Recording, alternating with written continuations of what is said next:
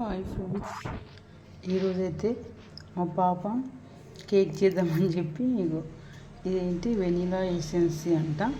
ఇది వచ్చేసి 40 rupees. Sorry, ఇది బేకింగ్ సోడా. ఇగో వెనీలా ఎసెన్సీ. ఒక నిమిషం, ఈ 2 ఆర్డర్ పెట్టింది. ఇదిగోండి, 1/2 kg బెల్లం, 1/2 kg బెల్లము, ఒక మిల్క్ ప్యాకెట్, బెల్లం, ఎసెన్సీ, బేకింగ్ అదే బేకింగ్ పౌడర్, ఇవన్నీ ఆర్డర్ పెట్టింది. ఇంకా పిండి, మైదా పిండి, అలాగే మైదా పిండి కాదు, గోధుమ పిండి, ఆశీర్వాద్ పిండి, అది ఇవన్నీ ఆర్డర్ పెట్టి కేక్ చేస్తానని చెప్పి ఇంకో కేక్ మాత్రం ఇలా వచ్చింది. మొత్తానికి 250 ఖర్చు పెట్టింది. చెప్తున్నా, నేను హోమ్మేడ్ కేక్ చేస్తా. ఇంకా లాస్ట్ కేక్ పరిస్థితి ఇది ఇట్లా వచ్చిందనమాట. నేను చేస్తా బిడ్డ అంటే వద్దంట, ఆమె చేసేదో మంచిగా చేస్తుందేమంటే ఇవన్నీ ఆర్డర్ పెట్టి లాస్ట్కి ఈ ఉత్త పుణ్యానికే భూమిపాలు అయిపోయింది. అదే లేక భూమాతకి సమర్పయామి అన్నట్టు ఇలా చేసింది.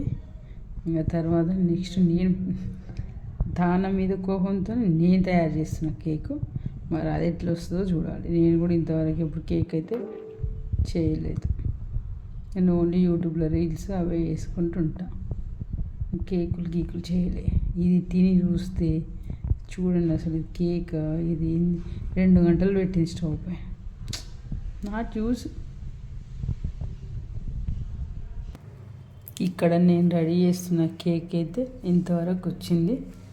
చూడాలి లాస్ట్ వరకు ఏమవుతుందో. మరి నేను చేసే కేక్, తన మీద కోపంతో అయితే కేక్ చేస్తున్నా.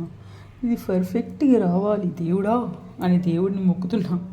ఫ్రెండ్స్, మీరు కూడా బ్లెస్ చేయండి, కేక్ మంచిగా రావాలి. సారీ, ఏదో ఫ్లోలో మాట్లాడుతున్నా, ఏమనుకోవద్దు. అంటే అన్నీ ఖరాబ్ చేసింది కదా, అన్ని వస్తువులన్నీ కొనుక్కొచ్చినాం కదా, అన్ని డబ్బులు పెట్టి, అందుకే బాధ అనిపించింది. ఇంకా నెక్స్ట్ నేను ఇంట్లో ఉన్న వాటితోనే ఇంకా మీరు తెచ్చింది కదా కొన్ని ఐటమ్స్ వాడుకున్నా. ఇందులో కూడా బెల్లం, కప్పు బెల్లం,